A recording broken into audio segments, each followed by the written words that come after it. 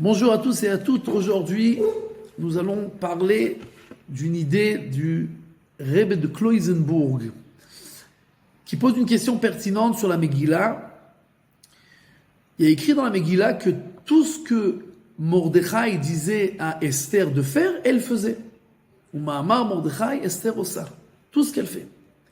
Et là, on arrive à un moment critique de l'histoire juive où Hitler, Haman, a fait un décret de décimer le peuple juif, et Mordechai dit à Esther d'aller voir le roi Achashverosh, et Esther, elle commence à se débiner, entre guillemets, et elle dit, non, mais j'ai pas été appelée, ça fait plus de 30 jours, et tu sais bien que si on n'est pas appelé, on peut se faire tuer, s'il tend pas le sceptre, etc., etc., etc.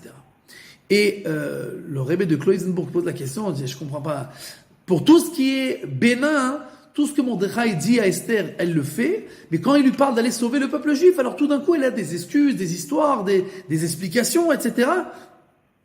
Qu'est-ce qui se passe là? Et en fait, le Rebbe de Kloisenburg dit qu'en fait, il y avait une marloquette, il y avait une divergence entre Esther et Mordechai. Comment on devait gérer cette histoire-là du décret de Haman?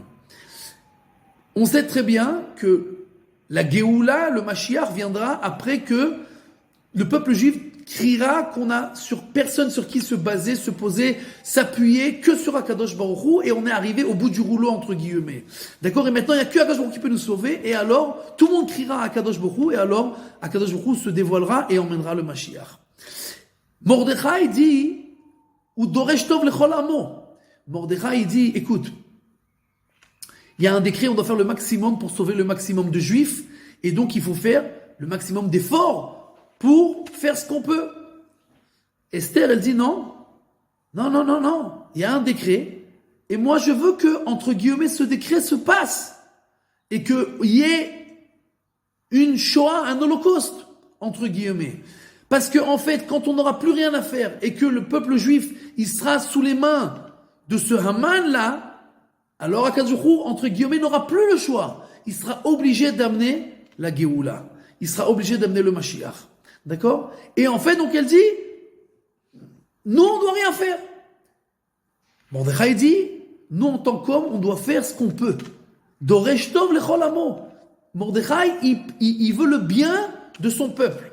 Donc Mordechai dit, même si je dois repousser la Géoula, je dois repousser le Mashiach, et je pourrais sauver le nombre de juifs que je peux sauver, je préfère ça. Je vous rappelle que dans l'histoire, on a eu une divergence de ce genre-là avec l'État d'Israël. Il y a des religieux qui disaient, nous on doit faire le maximum que l'on peut pour amener la Géoula. On doit faire et avancer et parler et faire bouger les choses. Et il y a des religieux qui ont dit, non, nous on doit rien faire.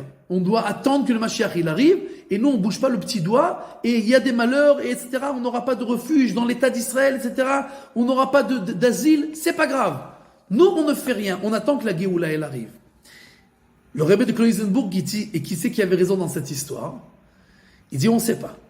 Il dit, il y a écrit Ad de lo yada. On ne sait pas. Il y a écrit à la fin de la Megillah que Mordechai était ratsui le rov echav. Mordechai, il était reconnu et accepté par la majorité de ses frères.